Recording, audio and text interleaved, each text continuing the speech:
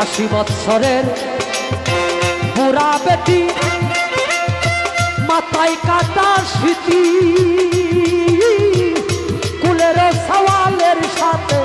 কইরাছে প্রীতি রে আজব কথা শুইনা আইলাম রে আমি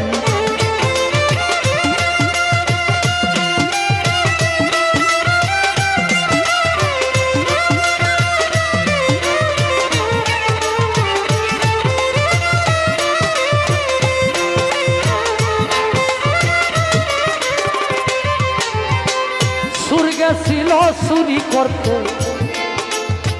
মালিক পড়ছে ধরা হাইকোর্টে বিচার করে হাকিম 3 জন মরা গো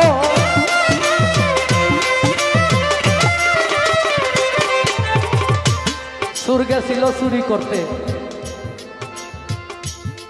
বাবাই চুরি করে আমি ধরা খাইছি আমার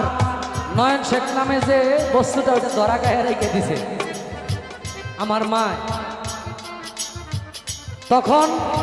হাকিম 3 জন প্রত্যেকটা মানুষের ভিতরে 3 জন হাকিম বসবাস করে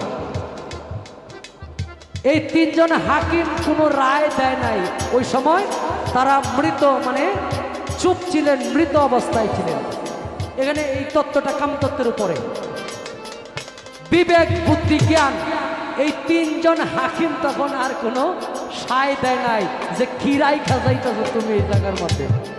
এই পর্যন্তই রাখলাম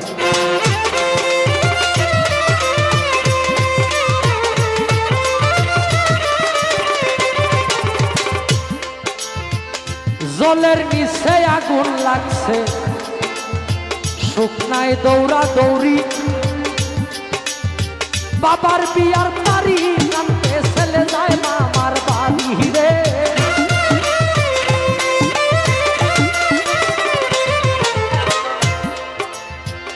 জলের নিচে আগুন জ্বলছে শুকনায় দৌড়া দৌড়ি বাপের বিয়ার তারি কানতে ছেলে কেমনে মামার বাড়ি যায় এই নয়ন শেখ নামে বস্তুটা যদি আমার বাবার ভিতরে না থাকতো তাহলে আমার বাবার দরকার ছিল না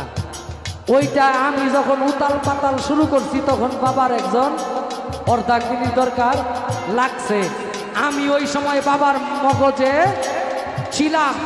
ওই বাবার মগজে যখন ছিলাম তখন আমি বাবাই যদি আমার মায়ের দেখতে প্রথমে নাও গিয়ে তাকে বিয়ার দিন নইলেও আমি বাবার সাথে গেছি ওই জায়গায় কইছে বাবার বিয়ার তারিখ আনতে ছেলে যায় মামার বাড়ি বাবার মগজে থেকে জলের নিচে আগুন লাগছে শুকনায় দৌড়া দৌড়ি জাকির ভাই বাবার বিয়ার তারিখ আনতে বাবার বিয়ার তারিখ আনতে ছেলে যায় মামার বাড়ি আজব কথা শুনে আইলাম রে আমি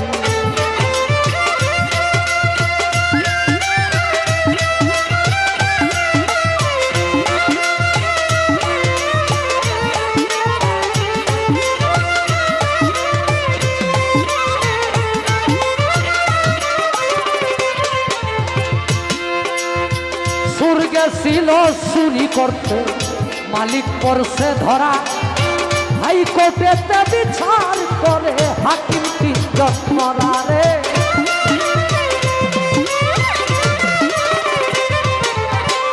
সুর গেছিল চুরি করতে হাকিম 3 জন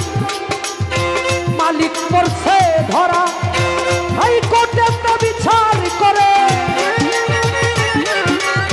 হাইকোর্টে বিচার করে দেখো হাকিম 3 জন মরা আজব কথা শুনে আইলাম